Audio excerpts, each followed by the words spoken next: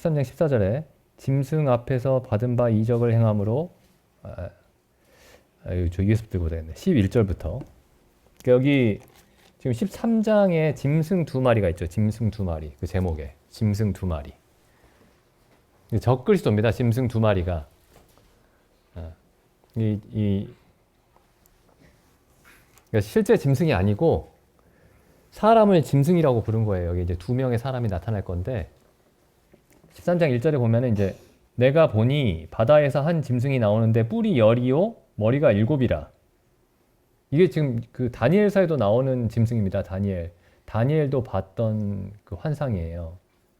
다니엘서의 어떤 환상이 다니엘이 봤던 그 환상의 의미를 그 사도 요한이 더 자세하게 이제 하나님이 이제 보여주시는 거죠. 사도 요한에게. 마지막 때 일어날 일입니다. 이게 그 교회가 휴거한 후에, 그리스도인들이 휴거한 후에 우리가 휴거할 수 있을까요?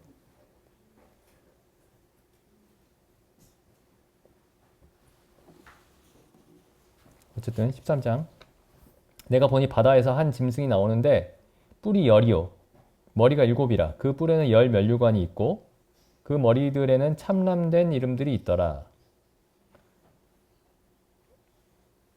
그러니까 이게 지금 다 상징적인 의미입니다. 이 바다는 이 구약에서나 신약에서나 그 바다는 이방 세계를 상징을 해요. 이방 세계. 그러니까 구약의 예언들을 읽으실 때나 신약의 예언들을 읽으실 때 바다, 물 이렇게 얘기가 나오면 아 이게 이방인들을 나타내는구나. 그 뭇, 육지는 그 이스라엘을 나타냅니다. 이스라엘. 그래서 물 가운데 있으면 어떻게 되죠? 죽죠. 그러니까 죽음 가운데 있는 그 곳들. 그러니까 이방인들은 하나님을 모르기 때문에 다 죽음 가운데 있다라고 보는 거예요. 그 다음에 육지는 이제 생명체가 있는 곳이죠. 물론 물속에도 생명체가 살고 있긴 하지만 어쨌든 물은 성경에서 죽음을 나타내고 있기 때문에 그래서 여기 이제 육지는 땅은 이스라엘을 나타냅니다. 그래서 여기 바다에서 한 짐승이 나오죠. 밑에 내려가 보면은 바다 그 뭇에서 땅에서도 한 짐승이 나옵니다. 그래서 바다에서 나오는 짐승은 이방인 출신의 적 그리스도입니다. 이방인 출신의 적 그리스도. 그리고 땅에서 나오는 짐승은 유대인 출신의 적 그리스도예요.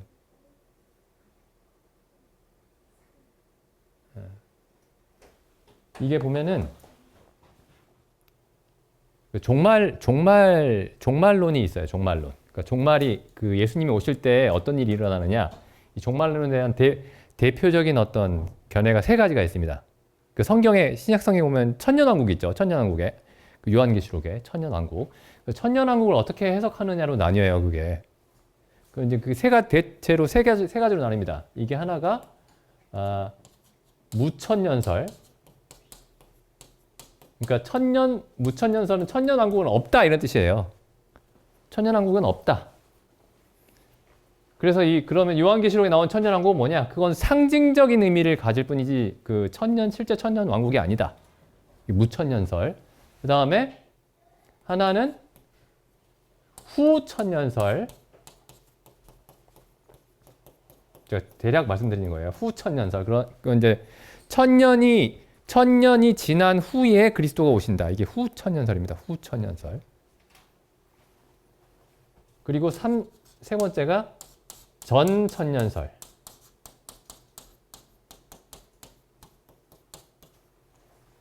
천년이 시작되기 전에 그리스도가 오신다. 대체로 이렇게 세 개로 나눌 수 있어요. 뭐 어느 주석서를 보든 나옵니다. 이게 어느 책이든지 성경을 설명하는 책이면. 그 무천년설은 그래서 이제 이게 이제 대략 무슨 의미냐면은 그 그리스도가 십자가에서 달리시고 부활하시고 승천하셔서 그 사도행전 2장에 보면 이제 성령이 오시죠. 성령이 오셔서 교회 시대가 시작이 되죠. 그때 이제 그리스도가 교회를 통해서 세상을 다스리시기 때문에 그게 천년왕국이다. 이렇게 보는 거예요. 그러니까 그리스도가 다스리는 것이 이제 그리스도가 승천하시면서 다스리시기 시작하셨으니까 그게 천년왕국이다. 이렇게 보는 겁니다. 그러니까 이제 신약 시대 전체를 말하는 거예요. 신약 시대 전체가 이제 천년왕국이다. 이게 천년왕국이라는 거예요. 후천년설은 실제로 천년왕국이 있는데 천년왕국이 끝나면 그리스도가 재림하신다. 그러니까 어떤 게 맞죠? 이게 맞아요. 전천년설이. 이게 아마 이게 이제 뭐 종교개혁자들이 이렇게 생각을 한 것 같습니다. 전천년설, 무천년설, 뭐 칼뱅이나 루터나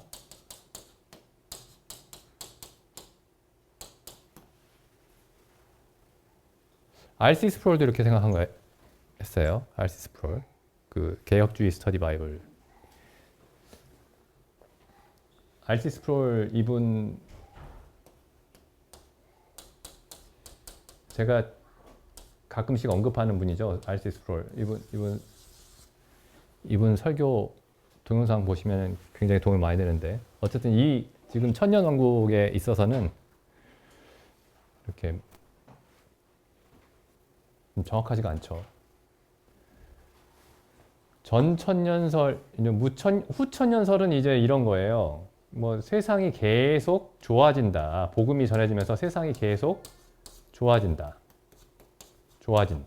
그래서 그 끝에 전 세계에 복음이 전해지면 그리스도가 오신다. 천년이 끝나고 나면 그리스도가 오신다. 전천년설은 천년왕국이 시작되기 전에 그리스도가 오시는 거예요. 그리스도가 재림하신다. 그리스도 재림. 천년왕국 시작되기 전에. 그래서 천년왕국이 끝이 나면 이제 어떻게 되죠? 영원한 나라가 시작되죠.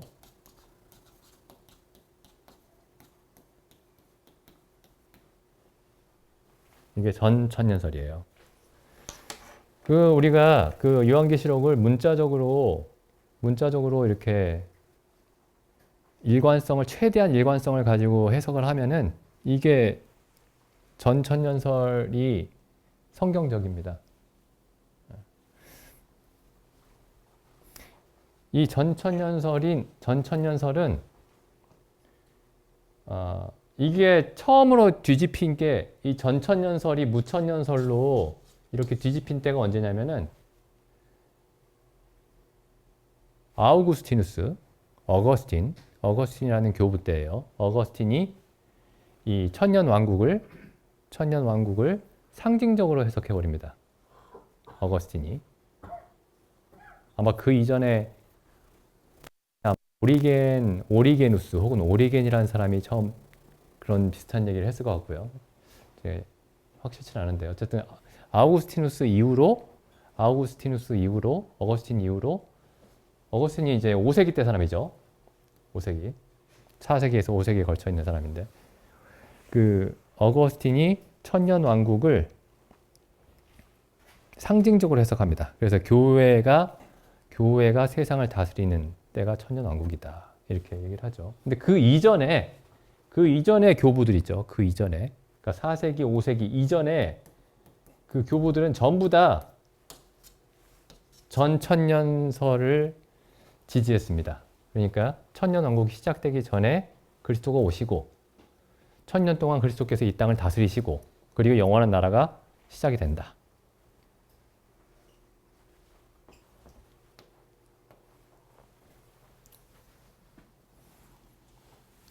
근데 전천년설에 두 가지 견해가 있어요. 대체로.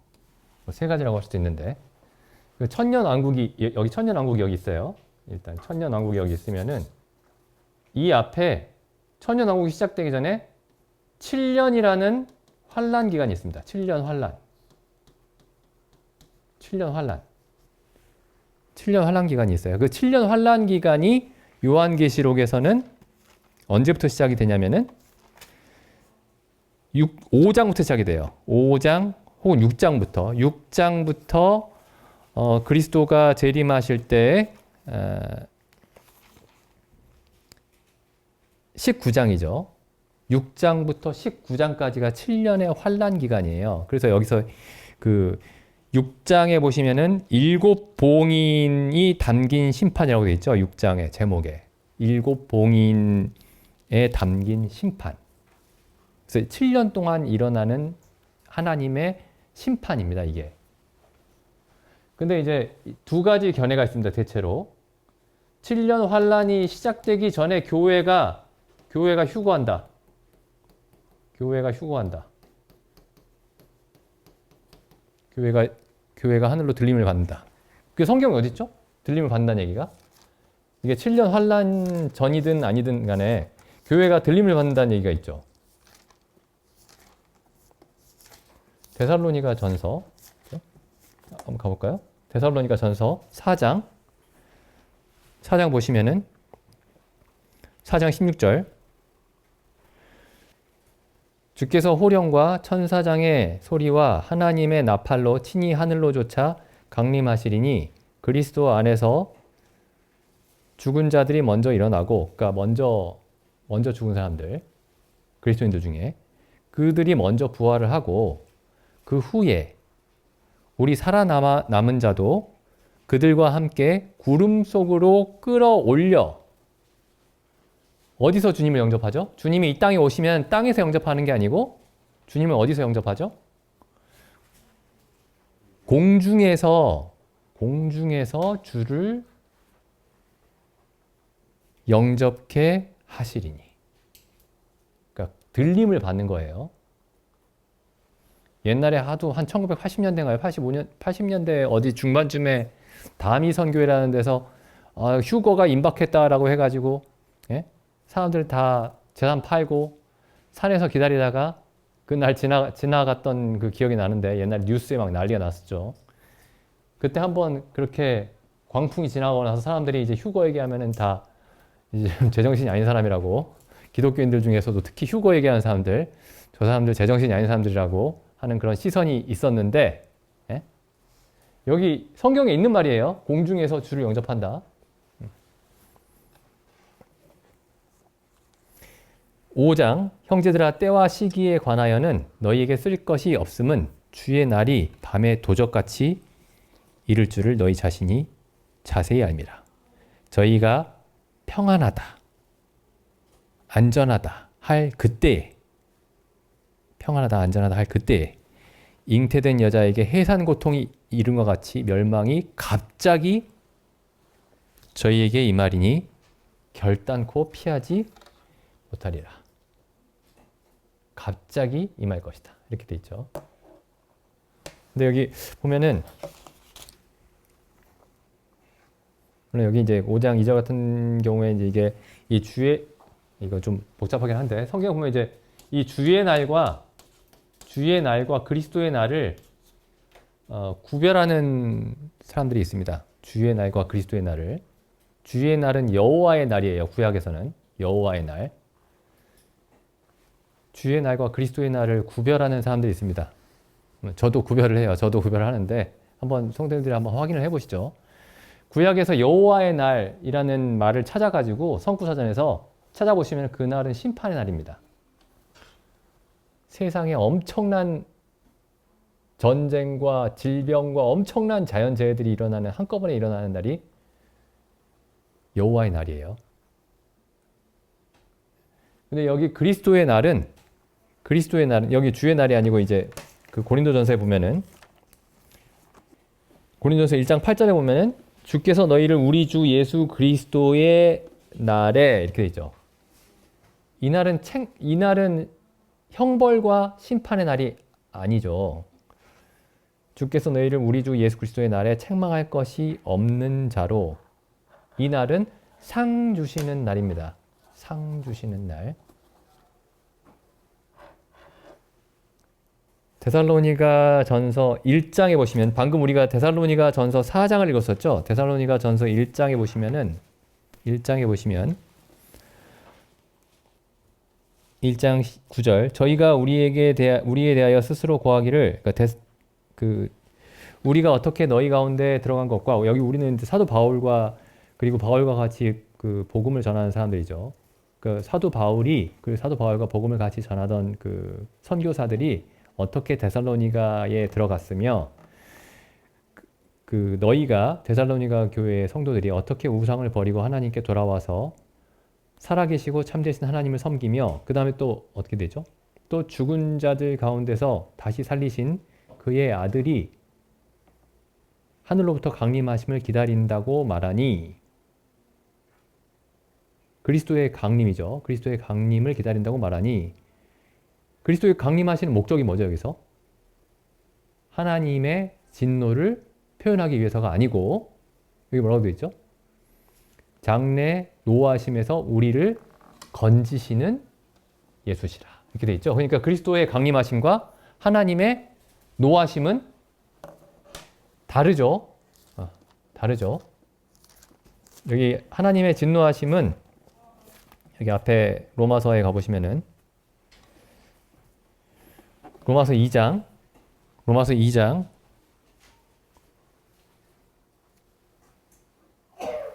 5절 다만 내 고집과 회개치 아니한 마음을 따라 진노의 날 곧 하나님의 의로우신 판단이 나타나는 그날에 임할 진노를 내게 쌓는도다. 진노의 날이 따로 있죠. 진노의 날. 진노의 날은 하루는 아닙니다. 하루는 아닌데 아주 짧은 기간이에요. 이 진노의 날이 처음에 신약에서 언급된 곳은 어디냐면은 세례 요한이 제일 먼저 얘기를 하죠. 마태복음 1장에 가보시면은 마태복음 3장 7절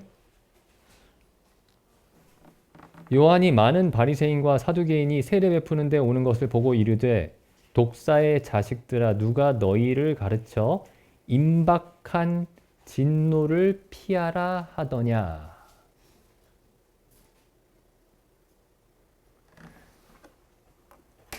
이 임박한 진노에 대해서는 구약의 그 예언서에 수없이 많이 나옵니다. 계속 아주 일관되게 나와요. 여기 그 하나만 찾아보겠습니다. 여기 말라기, 구약의 제일 마지막 책이죠. 말라기 4장에 보시면은 4장 1절 이게 여호와의 날이에요. 그러니까 여호와의 날과 그리스도의 날을 구별해야 혼란이 많이 줄어듭니다. 이 여호와의 날과 그리스도의 날을.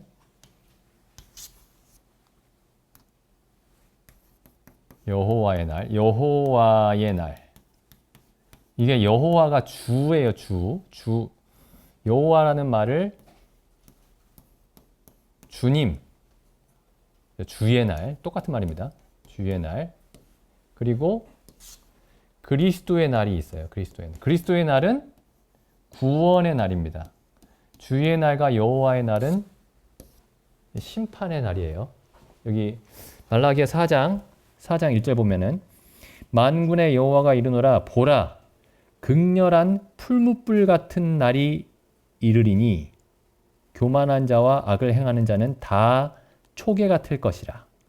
그 이르는 날이 그들을 불살라 그 뿌리와 가지를 남기지 아니할 것이로되. 5절 보시죠. 보라 여호와의 크고 두려운 날이 이르기 전에 내가 선지 엘리야를 너희에게 보내리니. 여호와의 크고 두려운 날이 이르기 전에. 그래서 그 신약 사도 바울의 서신이나 어떤 신약을 보실 때에 뭐 여호와의 날, 그리스도의 날 이렇게 있으면 이거 구별해서 봐야 되는구나 이렇게 생각하시면 되겠습니다. 네. 여기 하나만 더 볼까요? 그 데살로니가 후서 2장 1절부터 보시죠. 2장 1절. 형제들아 우리가 너희에게 구하는 것은 우리 주 예수 그리스도의 강림하심과 우리가 그리스도 앞에 모임에 관하여 혹 영으로나 혹 말로나 혹 우리에게서 받았다 하는 편지로나 주의 날이 이르렀다고 쉽게 동심하거나 마음이 흔들리거나 두려워하거나 하지 아니할 그것이라. 자, 보시죠. 주의 날이 주님이 오시는 날을 간절히 사모하라. 그리고 성경이 그렇게 얘기하잖아요. 그죠? 예? 그리스도가 오시는 날을 우리가 간절히 사모한다. 뭐 이렇게 돼 있잖아요. 저기 보면은 다시 데살로니가 전서 1장 10절을 한번 보시죠. 또 죽은 자들 가운데서 다시 살리신 그의 아들이 하늘로부터 강림하심을 기다린다. 이 날을 기다립니다. 그리스도의 강림하시는 날을 기다리고 있었어요. 데살로니가 교회의 성도들이. 그러니까 그리스도인들은 그리스도의 강림하심을 기다리는 사람들인데, 여기 보면 2장 1절에 막상 그날이 이르렀다고 하니까 어떻게 해요? 2장 2절에 두려워하고 마음이 막 흔들려요. 이상하죠? 그러니까 이 두 개의 날을 같은 날로 보면 이게 이상한 일이 벌어지는 겁니다. 근데 여기 보시면은 여기는 그리스도의 날이라고 되어 있지 않고 뭐라고 되어 있어요? 주의 날. 그럼 2장 1절은 뭐죠? 그리스도의 날. 2장 2절은 주의 날. 그러면 그러면 왜 이게 2장 1절에서는 그리스도의 날을 얘기했다가 이 바로 아래서 2장 2절에서는 왜 주의 날을 혹은 여호와의 날을 얘기를 할까? 2장 1절에서는 구원의 날을 얘기했다가 2장 2절에서는 왜 심판의 날, 진노의 날을 얘기를 할까? 이게 뭔가 좀 이상한, 앞뒤가 안 맞는 것 같은데 왜 이러냐면요. 그러니까 이 데살로니가 교회 성도들은 그리스도의 날을 기다리고 있었어요. 그리스도의 날. 근데 어떤 소문이 들렸냐면은, 야, 이미 여호와의 날이 왔대. 여호와의 날에 올 진노에서 우리를 건져내신 후에 여호와의 날, 주의 날이 임해야 되는데, 지금 데살로니가 그 교회 성도들은 가만히 지금 땅에 있는데 여호와의 날이 왔댄다. 그러면 어떻게 되죠? 두렵겠죠. 지금 그런 의미예요. 무슨 말씀인지 아시겠죠? 그러니까 여호와의 날과 주의 날을 동일하게 보면은 이게 이해가 안 됩니다. 이게 해석이 안 돼요. 성경이. 보시죠. 계속 그 다음에. 그래서 이제 그 7년 환란 전에 교회가 휴거하고, 그러니까 이게 그리스도의 날이에요. 그리스도의 날이 오고 여호와의 날은 언제예요? 여기 이제 교회가 휴거하고 여기서부터 여호와의 날이 시작되는 거죠. 바로 그리스도께서 임하시고 여호와의 날이 시작이 되는 겁니다. 그리스도께서 공중에 임하시고 이 땅에 7년 동안 하나님의 진노가, 하나님의 심판이 이 땅에 쏟아지는 거죠.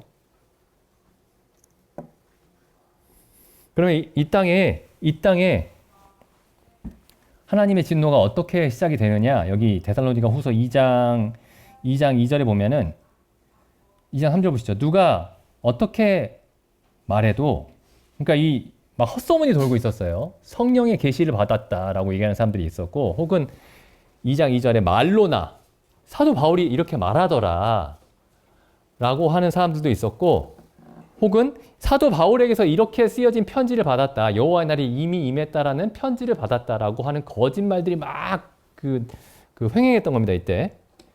근데 사도 바울이 다시 편지를 보내가지고 누가 어떤 얘기를 해도 혹은 어떤 소리를 들어도 3절에 미혹되지 말라. 여호와의 날이 이르기 전에 반드시 일어나야 되는 일이 있어요. 그게 뭐냐면은 먼저 배도하는 일이 있고, 배도가 뭐죠? 도를 저버리는 것. 그리스도의 믿는 도를, 그러니까 복음을 저버리는 것. 그러니까 거의 그 모든 기독교가 전부 다 등을 돌리는 겁니다. 기독교의 그 교리에, 복음의 교리에 다 등을 돌리는 거예요. 대규모로. 그 다음에 또 무슨 일이 일어나죠? 이 일이 일어났나 안 일어났나 한번 생각해 보시죠. 배도하는 일이 있고, 저 불법의 사람, 멸망의 아들이 나타나기 전에는 이르지 아니하리라. 그러니까 먼저 누가 나타나야 돼요? 적그리스도가 먼저 나타나야 된다. 적그리스도가 먼저 나타나야 됩니다. 적그리스도가 언제 나타나냐면은 7년이 시작될 때 나타나요. 7년이 시작될 때 나타납니다. 자, 이 사람이 무슨 일을 하나 보시죠. 4절, 저는 대적하는 자라. 하나님을 대적하는 자입니다. 범사에 일컫는 하나님이나 숭배함을 받는 자 위에 뛰어나 자존하여 하나님의 성전에 앉아 자기를 보여 하나님이라 하느니라. 하나님의 성전에 앉아서 자기를 하나님이라고 할 것입니다. 이 사람이. 근데 여기서 하나님의 성전이 뭐죠? 그 종교개혁자들은 뭐라고 얘기를 했냐면은 교황이 적그리스도다 이렇게 얘기했어요. 교황이. 그 하나님의 성전이 어디예요? 그 바티칸이죠. 로마 교회에 앉아서 거기서 내가 그러니까 내가 그리스도의 대리자다 이렇게 얘기했죠. 그 교황이 이렇게 얘기하잖아요. A vicar of Christ 이렇게 얘기하죠. 이게 그리스도를 대신한다 이런 뜻입니다. 그리스도를 대신한다. 그러니까 내가 그리스도다 이렇게 얘기한 거예요. 사실상 내가 그리스도를 대신하는 사람이다. 이게 교황의 이름이죠. 교황의 어떤 별명이에요. 스스로. 그러니까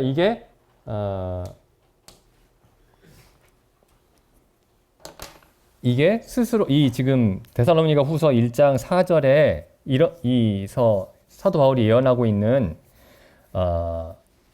적그리스도가 아니냐 이렇게 얘기를 했습니다. 그런데 여기서 말하는 성전은 어디냐면요. 예루살렘 성전이에요. 예루살렘 성전. 그러니까 교회가 하나님의 성전이다 해서 이제 거기다가 그 로마 교황이 이제 내가 그리스도의 대리자다라고 얘기를 하기 시작하면서부터 적그리스도가 나타난 게 아니고 예루살렘 성전이 여기서 말하는 성전입니다. 하나님의 성전이에요. 지금 성전이 있나요? 예루살렘에? 없죠. 지금 없어요. 근데 뭐 하고 있죠, 지금? 그 성전에 뭐가 있죠? 모스크가 있죠? 이슬람교 사원이 있죠? 근데 지금 사람들이 뭐 하고 있죠, 거기? 그 예루살렘 그 땅을 탈환해서 거기다가 성전을 지으려고 하고 있죠? 그래서 지금 성전연구소라는 기관이 있죠? 이스라엘에서 만든 성전연구소. 엄청난 그 후원금을 받고 있는 템플 인스티튜트라고 되어 있죠. 그 찾아보면 다 나옵니다. 성전연구소라고 있어요. 지금 데살로니가 후서를 쓸 때만 해도 예루살렘 성전이 무너지지 않고 있었어요. 이때 남아있을 때입니다. 예루살렘 성전이. 예루살렘 성전이 언제 무너지냐면 AD 70년이에요. 근데 이 데살로니가 전후서가 사도 바울이 제일 처음에 썼던 서신입니다. 그리고 사도 바울이 아마 64년인가 아마 순교했을 거예요. AD 64년. 그러니까 아직 예루살렘 성전이 무너지기 전에 쓴 서신입니다. 요게. 근데 사도 바울은 분명히 성전에 적그리스도가 나타나서 내가 하나님이다 이렇게 얘기할 거라고 예언을 하고 있어요. 사도 바울이. 근데 지금 어떤 상황이냐면은 트럼프 대통령이 갑자기 이제 지금 2기. 두 번째 지금 대통령 임기를 하고 있는데 트럼프가 1기 때인가요? 1기 때 그랬죠, 이미. 1기 때 원래 지금 이스라엘의 수도가 어디였죠? 원래는 텔아비브였어요. 텔아비브. 근데 지금 이스라엘 미국 대사관을 어디로 옮겨놨어요? 예루살렘으로 옮겨놨죠. 그리고 이렇게 얘기했죠. 미국은 예루살렘을 이스라엘의 수도로 인정한다.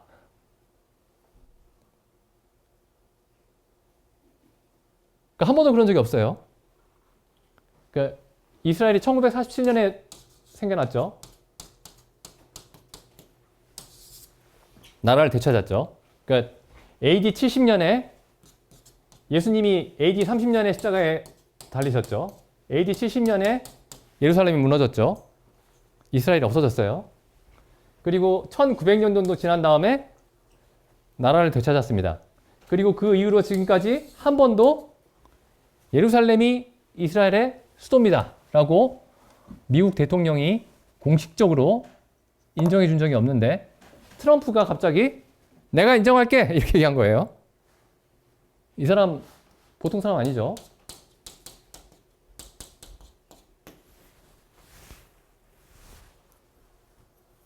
이게 지금 이상한 일입니다, 지금. 근데 어쨌든 이렇게 이게 60 몇 년인가 쓴 60년대 아니 데살로니가 후서가 언제 쓰여졌죠? 한번 찾아보시죠, 이게. 그래 51에서 52년. 야. 51에서 52년이래요.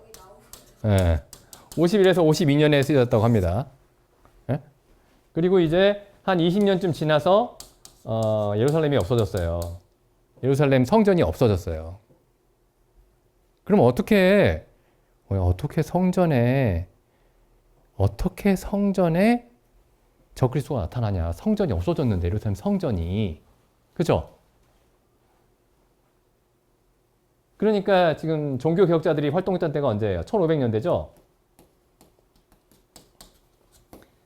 그러니까 70년부터 1500년까지 예루살렘엔 성전이 없었어요. 그러니까 이 종교 개혁자들이 무슨 생각을 하겠어요? 야, 성전에 적그리스도가 나타난다는 거는 예루살렘 성전이라고는 상상을 못 하는 겁니다. 상상을. 그러니까 뭐예요?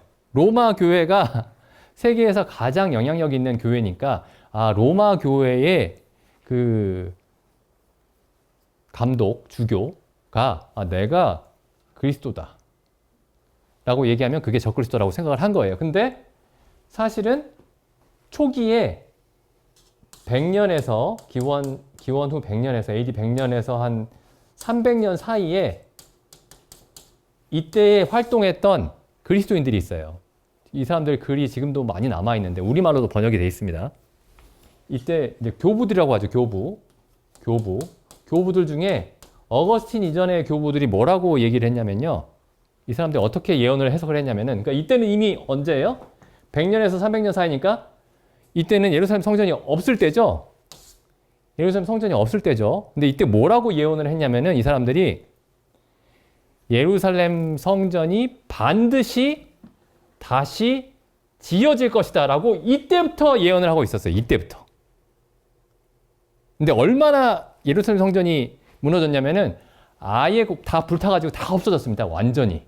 돌 하나도 돌 위에 남지 않을 것이다. 예수님이 그렇게 말씀하셨죠. 말 그대로 돌 하나도 돌 위에 세워있지 않고 다 무너졌어요.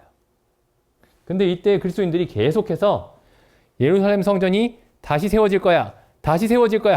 다시 세워질 거야. 계속 그렇게 얘기했던 거예요.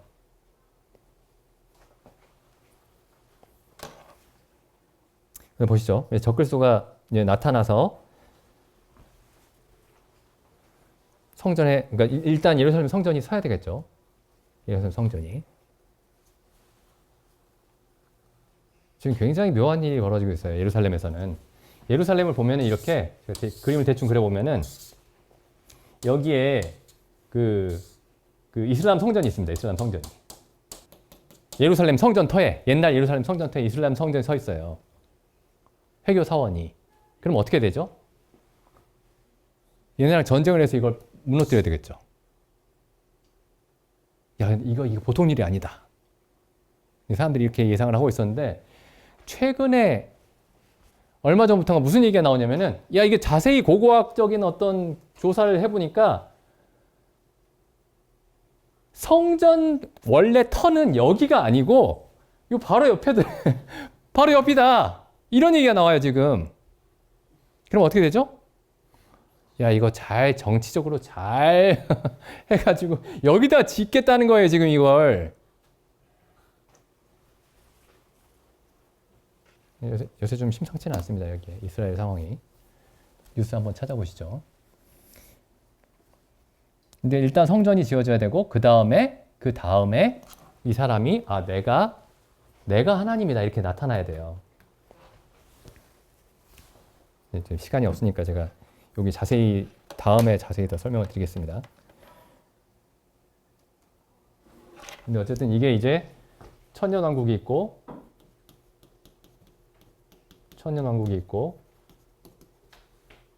여기 천년왕국이 있으면은 여기 7년이 있어요. 7년. 여기 휴거가 있고 이거 이제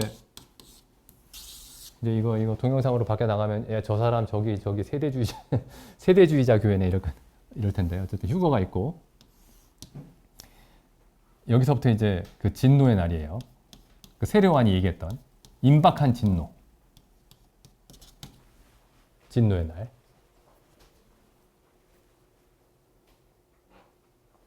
그럼 그 성전은 언제 세워지느냐? 이때 세워질 거예요. 성전 재건. 그러니까 제3성전이죠. 7년 시작될 때. 그럼 내가 하나님이다라고는 언제 할 거냐? 이때는 이 적그리스도가 그 아까 요한계시록에서 봤던 그 바다에서 올라온 짐승이 그러니까 이방인 출신이죠. 그러니까 EU의 대통령일 거예요. EU의 유럽연합의. 근데 어쨌든 이 사람이 EU가 혹은 뭐 이게 미국과도 관련돼 있을 수 있는데 이스라엘 사람들이 예루살렘에 성전을 지을 수 있도록 정치적인 모든 수단을 동원해서 허가할 겁니다, 여기를. 그럼 이제 이때 성전을 짓죠. 그리고 마지막에 성전을 다 지은 다음에 여기 중간에 3년 반이죠. 3년 반이 지난 다음에 갑자기 내가 하나님이다 이렇게 성전에 들어가서 내가 하나님이다 이렇게 할 거예요. 이때.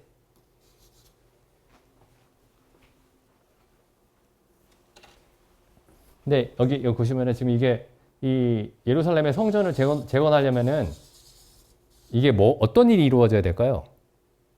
지금 지금 세계에서 가장 해결하기 어려운 문제를 지닌 그 세계 지역이 어디냐면은 이스라엘입니다. 팔레스타인이에요. 근데 여기서 갑자기 예루살렘에다가 성전 재건을 허락할 정도가 되면 어떤 일이 일어나야 될까요? 여기.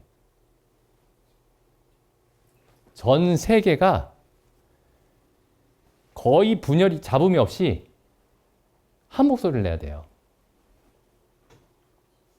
그럼 어떻게 된다는 거예요? 세계 체제가 거의 완벽하게 완성이 되겠죠. 이때 이미 이 7년 이쯤에. 제가 왜 아까 그거 보여드렸냐면은 CBDC 이제 초기 단계죠. 근데 굉장히 빨리 진행이 되죠. 우리 기술의 발전이. 그리고 전자신분증. 이게 CBDC가 전 세계가 같이 이제 맞물려 돌아가는 거예요. 네, 아까 그 네덜란드의 그 젊은 여성이 무슨 얘기를 하냐면요. 제가 어제 우연히 들었는데 그게 추천 동영상으로 나와가지고 이렇게 그 사람이 이제 EU에선가 이제 연설을 하는데 이렇게 얘기하더라고요.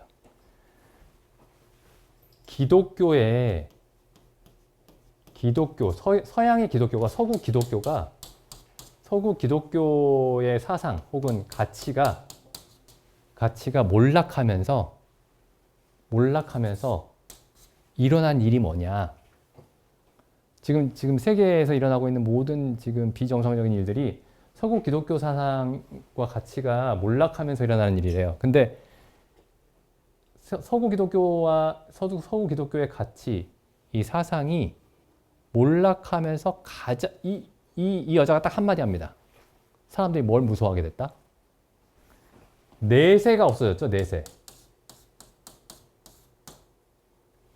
영원에 대한 개념이 없어졌죠. 그래서 이제 그 사람이 뭐라고 얘기하냐면은 사람들이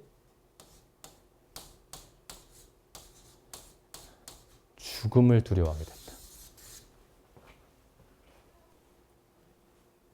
죽음. 그래서 죽음을 두려워하게 돼서 죽음의 위협이 어떤 위협이 있다라고 얘기를 하잖아요. 어떤 정부에서나 아니면 뭐 세계적으로 죽음에 대한 위협이 있습니다. 그리고 국가가 당신을 죽음의 위협에서 지켜주겠습니다라고 얘기하면은 뭘 포기해요?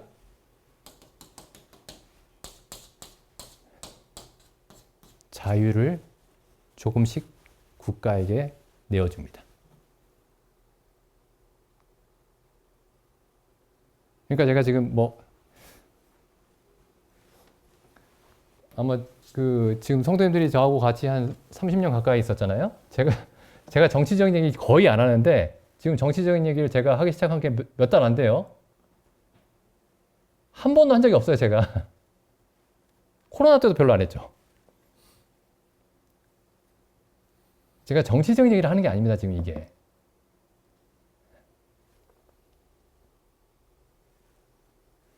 그래서 자유를 점점 내주고 정부가 뭘 하죠? 테러와 전염병으로부터 지켜주겠다. 이렇게 얘기하는 거죠. 테러와 전염병으로부터 지켜주겠다. 그리고 환경 재해로부터 지켜주겠다. 이게 다 뭐죠? 환경 위기, 이게 뭐와 관련돼 있죠? 목숨, 자연재해, 전염병, 목숨, 테러, 안전, 목숨, 이게 다 관련돼 있죠?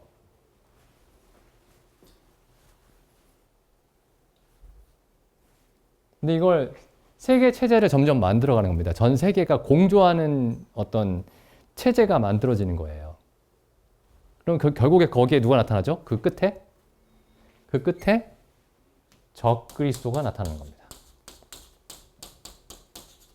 적그리스도가 세계를 지배하는 거예요. 원래 누가 지배해야 되죠? 그리스도가. 그래서 제가 이 젊은 백인 여성이 얘기하는 걸 듣고 깜짝 놀랐어요. 한 번에 딱 정리하더라고요, 이분이. 서구의 기독교 사상이 몰락하면서 사람들은 죽음을 두려워하게 됐다. 그러면서 이 죽음을 두려워해서 죽음으로부터 정부가 혹은 세계 정부가 지켜준다고 할 때 언제든지 자유를 양보할 준비가 되어 있다.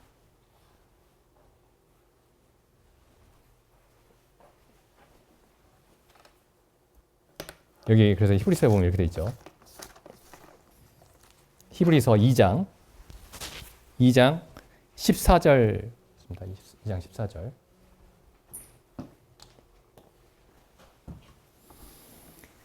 자녀들은 혈육에 함께 속하였음에 그도 또한 한 모양으로 혈육에 함께 속하심은 사망으로 말미암아 사망의 세력을 잡은 자 마귀를 없이 하시며 또 죽기를 무서워함으로 일생에 매여 종노릇하는 모든 자들을 놓아주려 하심이라. 우리 여기는 없는데 존 폭스라는 1600년대에 존 폭스라는 그리스도인이 있었습니다. 영국에. 유명한 책이 있어요. 순교사.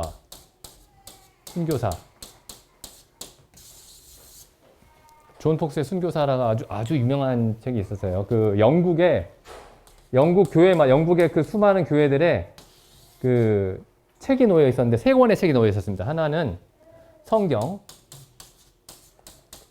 영어로 번역된 성경, 그리고 하나는 기도서, 영국 국교의 기도서가 있어요. 기도서. 그리고 나머지 하나가 순교사입니다. 이게 오늘 우리가 살고 있는 지금 이 안전한 시대, 안전한 세계, 그리고 지금 급격하게 불안전하게 되고 있는 그 세계를 만든 책이에요. 이 세 책이. 성경, 기도서, 순교사. 근데 순교사를 읽어보시면은 우리나라에 번역이 돼 있습니다.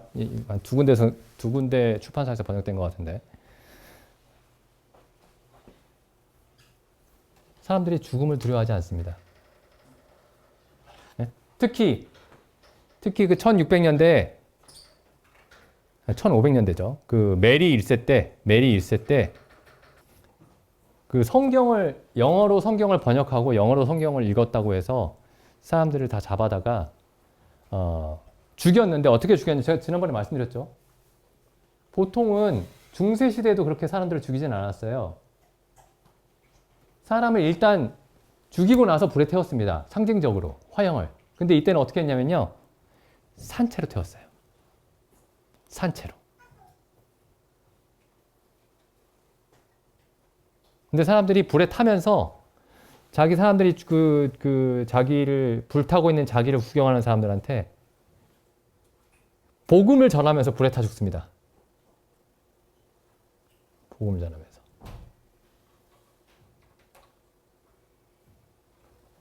잘 보시면, 그래서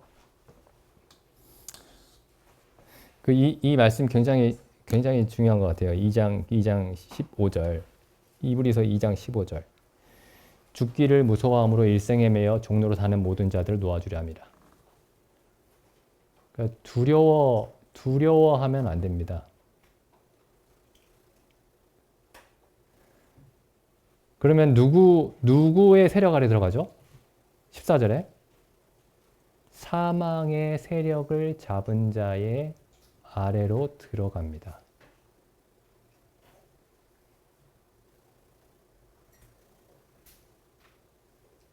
그러니까 내가 우리 교회에서 이제 믿음을 인정을 받고 그러면 이제 예수님 다시 오시면 내가 저기 휴거 될 수 있다. 그게 아니에요. 그러니까 우리가 하나님만 두려워하는가? 적그리스도의 지배 아래 들어가지 않고 그리스도의 다스림만을 받아야, 나는 그리스도만을 두려워하고 그리스도의 다스림만을 받겠다라고 해야 적그리스도의 다스림 안에 들어가지 않는 겁니다. 나는 그리스도만 두려워한다.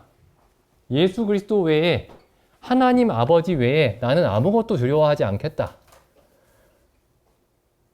그래야 적그리스도의 사망의 세력을 잡은 자의 아래에서 붙잡히지 않을 수가 있습니다. 그냥 나는 지금 죽어도 천국 갈 확신이 있어. 그거 가지고 안 되는 거예요. 그거 가지고 안 됩니다. 보시죠. 로마서 한 번만 더 읽고 마치겠습니다. 로마서 8장 31절입니다. 그러니까 사망의 세력을 잡은 자, 마귀를 없이 하시고 죽기를 무서워함으로 일생에 매여 종로로 사는 자들을 놓아주려 하심이라. 그 같은 말씀이에요. 여기 8장 31절. 그런즉 이 일에 대하여 우리가 무슨 말 하리요? 만일 하나님이 우리를 위하시면 누가 우리를 대적하리요?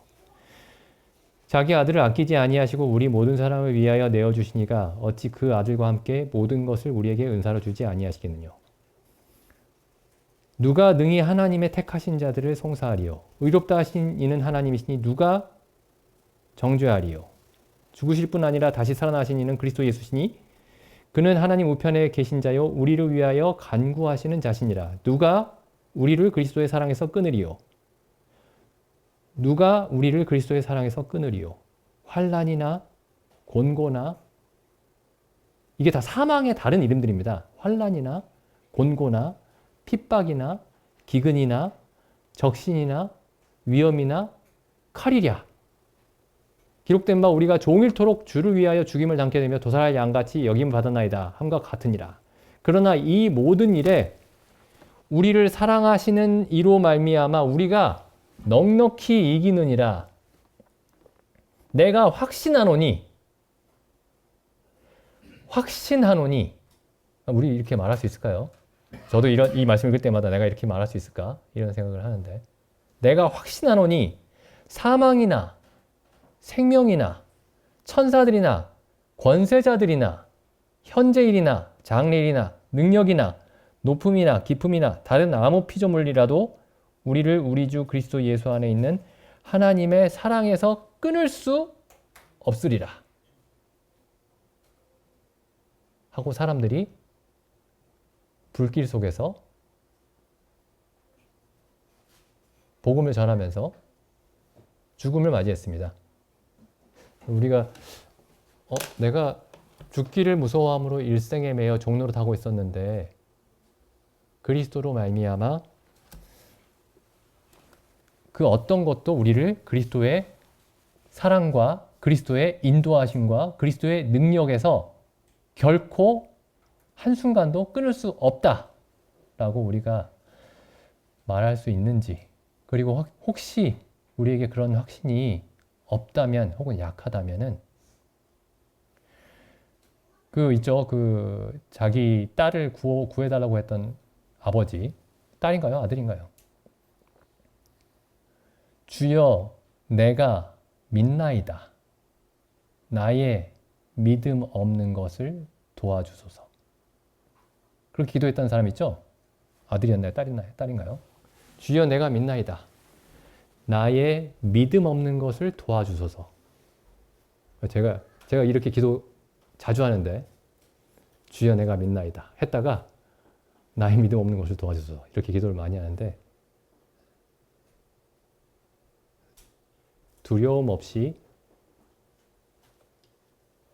하나님을 섬길 수 있었으면 좋겠습니다. 기도드리고 마치겠습니다.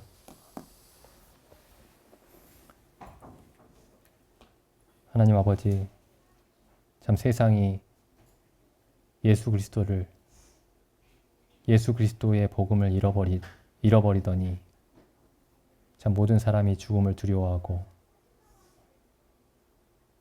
참 사망의 권세를 잡은 자 아래로 다 끌려 들어가고 있사온데 참 저희도 죽음을 두려워하여 일생에 매여 종로로 사는 자였사오나 그리스도께서 저희를 위해 죽으시고 부활하시고 저희가 그리스도와 함께 죽고 저희를 함께 살리심으로 말미암아 저희가 우리 주 예수 그리스도께서 오직 하나님 아버지만을 두려워하셨던 것과 같이 저희에게도 그런 마음을 허락하여 주셨음에 감사드립니다.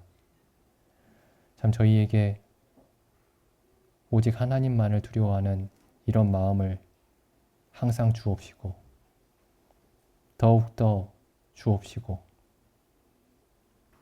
하나님 외에 다른 어떤 것도 두려워하지 않도록 저희를 항상 말씀으로 인도하여 주시옵고 사도 바울의 고백과 같이 내가 확신하노니라고 그렇게 말할 수 있도록 저희를 도와주시옵소서.